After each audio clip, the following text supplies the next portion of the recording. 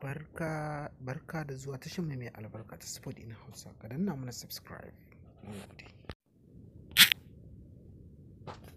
Ku yi haƙuri, amma ba za mu ƙara wa'adin daina amfani da tsaffin naira ba, in ji babban gwamnan bankin CBN a Najeriya.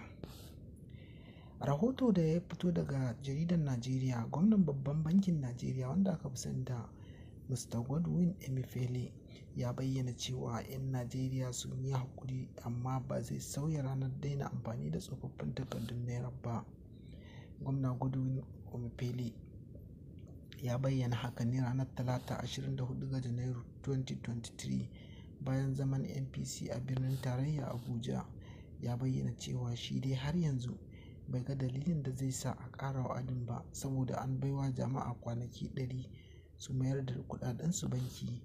Ya ce ko Shugaba Muhammadu Buhari ya faɗi hakan sau biyu cewa duk mai kuɗin halal kwanaki 100 sun isa ya mayar da kuɗaɗensa banki. Turƙashi. Wannan babbar magana ce.